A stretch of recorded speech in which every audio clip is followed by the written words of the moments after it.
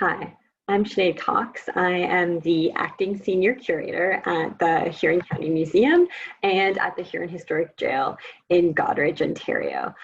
Since the Huron Historic Jail is actually temporarily closed for the season, I wanted to tell some of the stories of some of the folks who lived and died at the jail. And since Halloween is right around the corner, the emphasis for these videos is going to be on those who died. Starting with some stories of the jail staff. If you've been to the Huron Historic Jail, you will recognize the room behind me as the parlor in the jailer's residence or the governor's house. And I'm going to share a few stories to begin with about the life and death for the first family that lived in this house, the Griffins. And working at the Huron Historic Jail was always a work from home situation.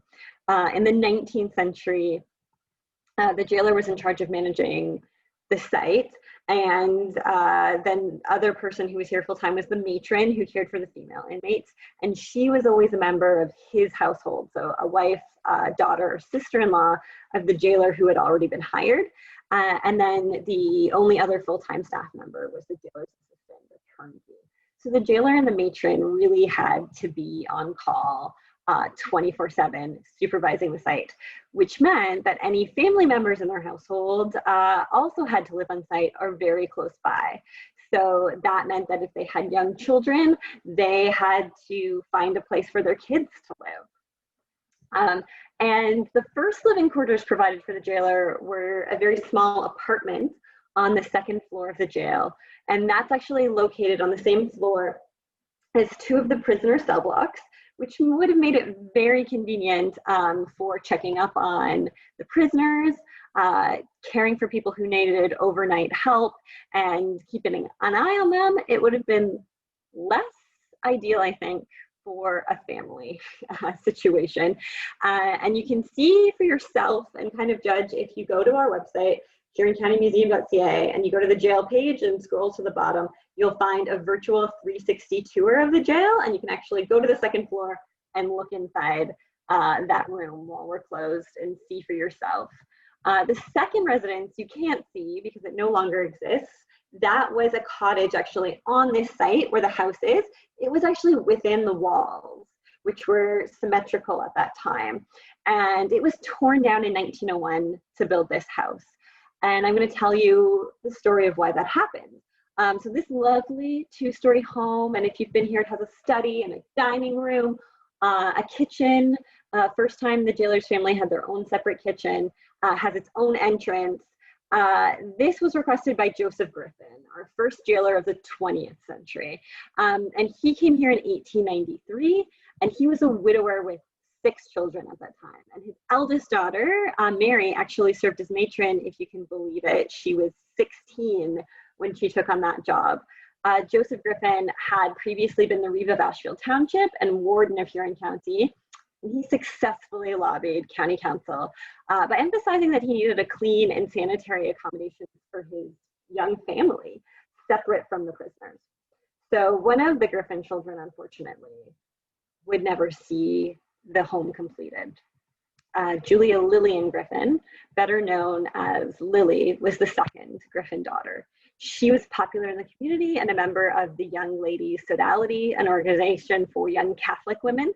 In the winter of 1901, 19-year-old Lily came down with a cold, and it just never got better, and it seemed to progress into some kind of lung ailment. Eventually, she was diagnosed with pulmonary tuberculosis.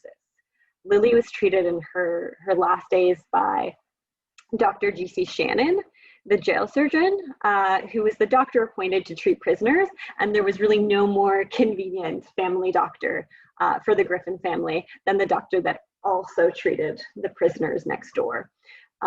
So Lily passed away from her illness in May 1901. Her death and funeral were both recorded as happening at her father's residence on Victoria Street, which might have been the cottage that this house, which is still a Victoria Street address, even though the jail looks onto Gloucester Terrace, it might have been actually at the cottage that the funeral took place. She was buried at their home parish of Kingsbridge in Ashfield, actually, though, which is now part of Ashfield Colborne Wawanach. High Mass was held just around the corner, though, at St. Peter's Roman Catholic Church in Goderich. And we have a description of the funeral from the newspaper at the time, which describes that the choir, of which the deceased was a member, rendered the Mass for the dead admirably, and Miss N. MacDonald sang, "Jesus be her rest eternal," a favorite hymn of the deceased. The pallbearers were replaced on the arrival of the funeral procession upwards of 150 carriages at St. Joseph's Cemetery, Kingsbridge. The casket was opened at the church to give relatives and friends in the parish, where her childhood had been spent, an opportunity of looking for the last time on one who was beloved by all who knew her. And there's actually a photo of Lily in her casket, and it was printed in our historical heritage parish of St. Joseph's, Kingsbridge, 1905 to 1980. You can find a copy of this history in the museum's reading room for reference and in the collection of the Huron County Library.